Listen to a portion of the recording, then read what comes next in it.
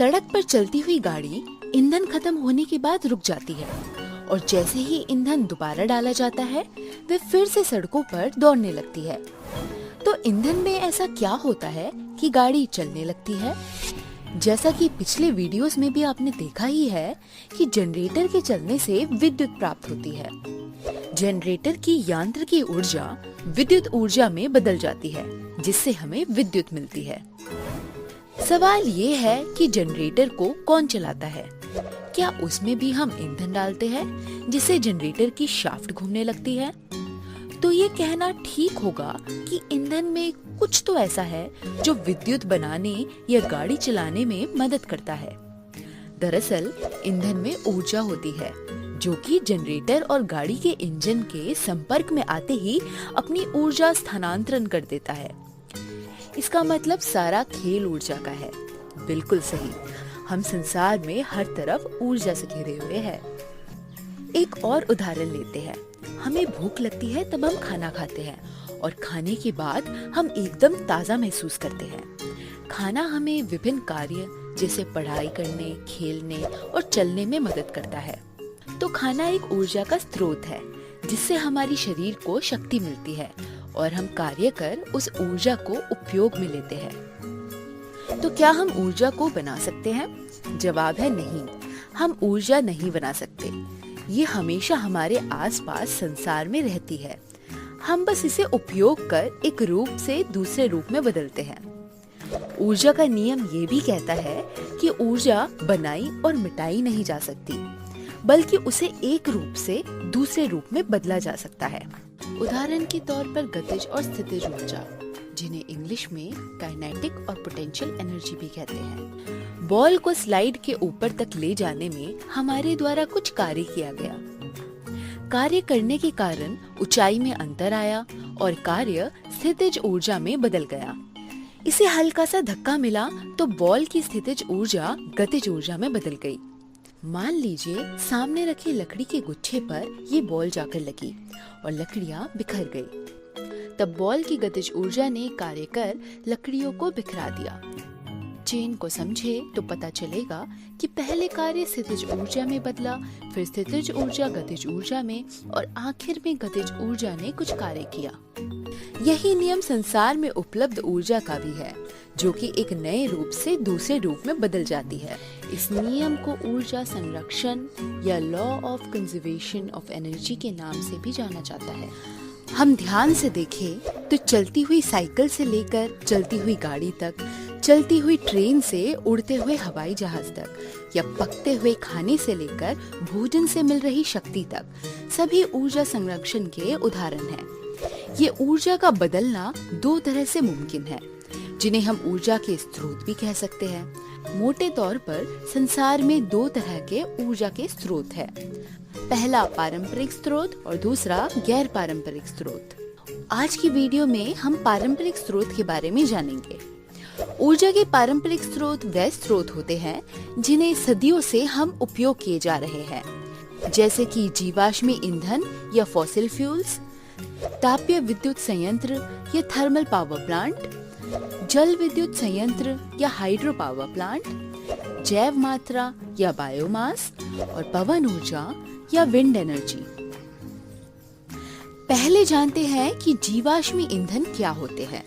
आज से हजारों साल पहले दुनिया पर रहने वाले जीव पृथ्वी की परत के नीचे दबते गए। अवसादन की इस प्रक्रिया में कुछ जीव पेट्रोलियम में बदल गए और कुछ कोयले में। भारत में 70% ऊर्जा की खपत कोयले, पेट्रोलियम और नेचुरल गैस से ही पूरी होती है। कोयला कार्बन का एक बहुत बड़ा स्रोत है। कोयले को जब हवा में जलाया जाता है तब हवा में उपलब्ध ऑक्सीजन के साथ कार्बन प्रतिकार कर कार्बन डाइऑक्साइड बनाता है। पेट्रोलियम से निकलने वाले अलग अलग अंश जैसे कि पेट्रोल, डीजल आदि विभिन्न तरीकों से उपयोग होते हैं। यही कोयला तापीय विद्युत संयंत्र में विद्युत बनाने में उपयोग किया जाता है। चलिए तापीय विद्युत संयंत्र के कार्य को बराबर से जानते हैं। तापीय विद्युत संयंत्र विश्व भर में 50% से ज्यादा विद्युत बनाने के लिए उपयोग में आता है। इसमें मोटे तौर पर 5 भाग होते हैं। बॉयलर यानी भट्टी, टरबाइन, कंडेंसर यानी संयंत्र, जनरेटर यानी जनित्र और ट्रांसफार्मर यानी परिणामित्र। बॉयलर में कोयला जलकर ट्यूब में बहते पानी को गर्म कर स्टीम में बदलता है। ये स्टीम दबाव पड़ने के कारण टरबाइन पर गिरती है और टरबाइन घूमने लगता है। टरबाइन का एक छोर जनरेटर से जुड़ा रहता है। जनरेटर यंत्र की ऊर्जा को विद्युत ऊर्जा में बदल ट्रांसफार्मर के जरिए विनियमित कर ट्रांसमिशन लाइन के माध्यम से आगे भेज देता है और स्टीम को दोबारा कंडेंस कर पानी में बदल फिर उपयोग किया जाता है। इस माध्यम से विद्युत उत्पन्न करना आसान और सस्ता है, क्योंकि पानी और कोयला आसानी से उपलब्ध होते हैं। लेकिन कोयले के जलने से प्रदूषण बहुत होता है, जो इसका एक बहुत बड़ा हानि है। अगला पारंपरिक स्रोत है जल विद्युत संयंत्र। जल विद्युत संयंत्र में एक बांध या डैम बनाकर बहते पानी को इकट्ठा किया जाता है। ये बांध नदी में बनाया जा सकता है, जिसको बनाने से पहले कई सारे प्रशिक्षण होते हैं। बांध में ऊंचाई के अंतर के कारण इकट्ठे पानी में स्थितिज ऊर्जा आ जाती है। फिर एक विशेष क्षेत्र से पानी को नीचे की ओर बहाया जाता है। पानी की स्थितिज ऊर्जा यह गतिज ऊर्जा में बदलती है। ये ऊर्जा नीचे लगे टरबाइन को घुमाती है, जिस टरबाइन की शाफ्ट आगे लगे जनरेटर से जुड़ी होती है। जनरेटर टरबाइन की यांत्रिक ऊर्जा को विद्युत ऊर्जा में बदलता है और ट्रांसमिशन लाइन के माध्यम से आगे की ओर भेजता है। इस स्रोत के फायदे ये है कि इसमें प्रदूषण नहीं होता, लागत भी कम रहती है। लेकिन इसका सबसे बड़ा हानि ये है कि एक बड़ा क्षेत्र बांध बनने के कारण डूब जाता है। वहाँ रहने वाले लोगों को वो क्षेत्र छोड़ना पड़ता है और साथ ही जलवायु पर भी प्रभाव पड़ता है। इनके अलावा एक और तरीका है ऊर्जा प्राप्त करने का, जिसे जैव मात्रा या बायोमास के नाम से जाना जाता है। आपने देखा होगा कि गांव में गोबर या कटी फसलों के अवशेष को सुखाकर जलाया जाता है, जिसे ईंधन की तरह उपयोग कर खाना बनाया जाता है। लेकिन इनके जलने से धुआं भी बहुत निकलता है और उतनी ऊर्जा नहीं मिलती जितनी पर्याप्त हो। ज्यादा ऊर्जा प्राप्त करने के लिए बड़े बड़े बायोमास प्लांट बनाए जाते हैं। इन प्लांट को बनाने के लिए जमीन में एक गड्ढा बनाया जाता है, जिसे डाइजेस्टर या संपाचित्र कहते हैं। प्लांट के मुंह से गोबर फसल के अवशेष को पानी के साथ 1:3 के अनुपात में डाला जाता है और फिर डाइजेस्टर को बंद करके छोड़ दिया जाता है। बंद होने के कारण डाइजेस्टर में अवायवीय ऑक्सीडेशन या एनएरोबिक ऑक्सीडेशन होती है, जिससे मीथेन, हाइड्रोजन, कार्बन डाइऑक्साइड और हाइड्रोजन सल्फाइड जैसी गैसें निकलती, जिन्हें ईंधन की तरह उपयोग किया जा सकता है।